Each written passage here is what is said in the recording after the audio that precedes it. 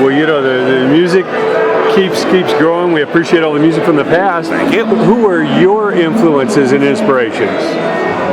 Well, you know, people like Jimi Hendrix and Stevie Wonder and Miles Davis and people like that. My mom was a jazz singer actually, and she was born in Chicago, and she was kids with Miles Davis and Lou Rawls and stuff. So they grew up together back in the Midwest.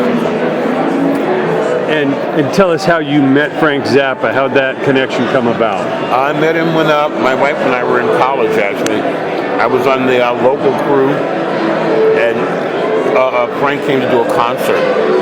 And I got my friends who were the head of the concert committee to get me on the local crew so that I could take notes and just see the man in action.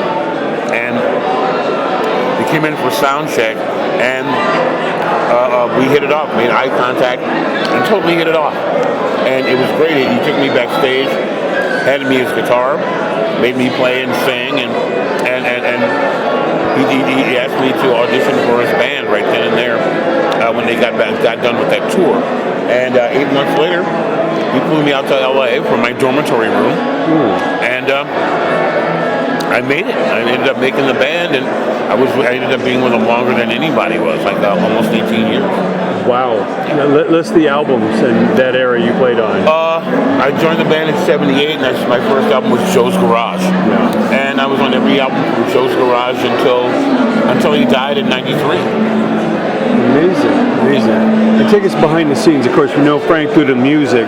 What kind of person was he, and what do you hope people most remember about him? Well, you know, here's the thing. I think the thing that people should really come away with Frank Zappa is to realize how really nice a guy he was and a true human being. He really was a nice guy. He had this reputation of being a really evil guy, a real hard ass and stuff like that. He worked as hard, and he was a total workaholic, but he was a great guy. He was hilarious, and clearly the most intelligent human being I've ever met. Yeah. Really amazing guy.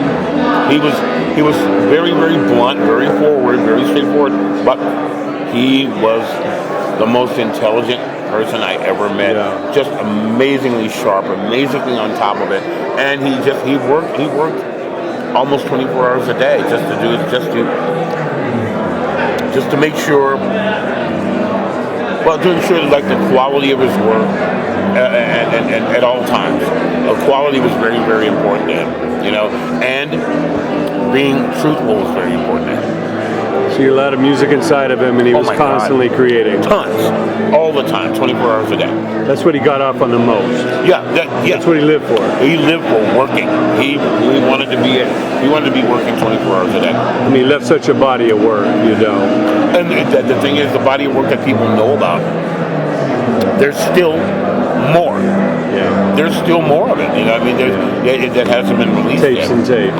I mean, I'm on 20, 30 some odd albums, but that's not even close. I mean, by the time he died, he was close to 100 or so releases, something like that. Yeah. And there's still stuff hiding down in the vault that hasn't been released yet. But we certainly saw a different side of him when he went to Washington and, you know, spoke against the censorship and all that. Yes. What can you tell us behind the scenes about how passionate he was about people trying to censor? Well, the thing is, that was one of his basic pet peeves, censorship, because Frank was a staunch American. He was an American. I mean, anything that trampled on on basic rights and human rights, he did not abide by. And he when the censorship thing came down, he was totally very much against that. He was totally much against it, and we fought for it at every turn. When the senators' wives came up and tried to get censorship up and running again, he called me immediately and said, I had to put messages on the office entry machine, telling people to write to congressmen and congresswomen to fight censorship. Very, very, very, very important. He was almost a fanatic about it, because it's the basis of our civil rights here. Yeah. In the United States. It's the antithesis of creativity. Totally. And that's what he was totally against. And he he fought hard for that. He fought hard. Yeah. Well, what advice would you give to that young player coming up, that young band? What do they need to concentrate on to find their own unique style or have the longevity? You just said the magic words. Find your own style. Don't try to clone somebody else. Don't try to sound like somebody else or try to be somebody else. You have to strive for your own individual creativity. That's what makes a new artist. That's what makes a new sound. That's what drives everybody crazy and really picks up the pace and revolutionizes the industry. There's not going to be any kind of revolution if it's just the same people sounding like the same people. You know, you said the magic words yourself. Try to establish your own creativity. Well,